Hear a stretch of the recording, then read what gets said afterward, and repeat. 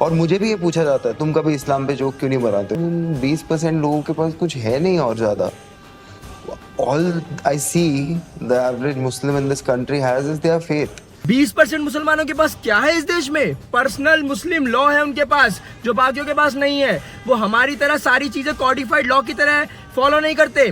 कुछ चीजों में उनको प्रिविलेज दिया जाता है। आर्टिकल 29 और 30 के तहत स्पेशल एजुकेशन राइट्स है उनके पास इंस्टीट्यूट रन करने के। वो अपने अकॉर्डिंगली स्टूडेंट्स को कोटा दे सकते हैं, उनके लिए सीट्स रिजर्व कर सकते हैं। ये अलीगढ़ मुस्लिम यूनिवर्सिटी, जामिया मिलिया इस्लामिया, ये सब कुछ इसी माइनॉरिटी राइट के अंदर आता है उनके पास। और हमारे पास क्या है? क्या ये BHU ये हिंदू यूनिवर्सिटी है? नाम की हिंदू यूनिवर्सिटी है, कोई कोटा नहीं है हमारे लिए। माइनॉरिटी स्कॉलरशिप राइट्स है उनके पास। अगर एक जनरल कैटेगरी का हिंदू जो गरीब है उसको वैल्यू नहीं दिया जाएगा, जबकि माइनॉरिटी कम्युनिटी के आने वाले व्यक्ति को वैल्यू दिया जाएगा, भले ही वो कितना भी अमीर हो। हज सब्सिडी है उनके पास, भले ही 2018 में सेंट्रल गवर्नमेंट उसको हटा चुकी है, लेकिन आज भी अपीसमेंट के नाम पे कितने राज्य अपनी जेब से, अपने स्टेट बजट से पैसा देते हैं इन लोगों को, ताकि वो जाए अपना हज करके आए। रोड ब्लॉक करके नमाज पढ़ सकते हैं, 5 बार लाउड स्पीकर में से अजान चला सकते हैं, किसी का भी सर तन से जुदा की रैलियां निकाल सकते हैं, उसका सर तन से जुदा कर सकते हैं, खुले में लव जिहाद कर सकते हैं, किसी का भी खिलाफ फतवा जारी कर सकते हैं। फिर भी इस देश के अंदर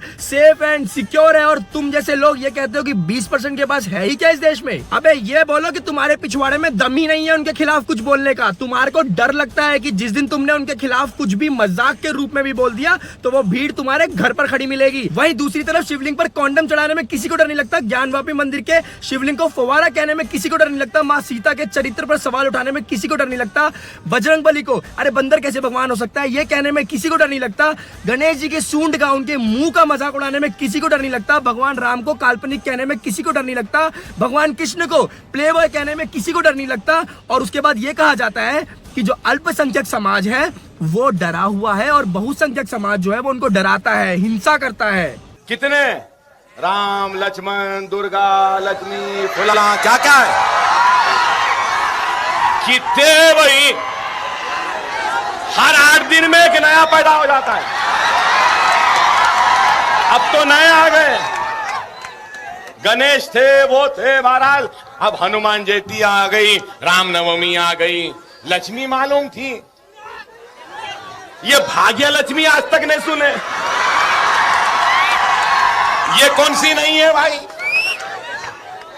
और दुर्गा सुने, ये सुने, बहरहाल मैं क्या बोलूं, कैसे कैसे नामा है। ये मुबारक महफिल में वो मनुष्य नामों को लेके खराब करना नहीं चाहता।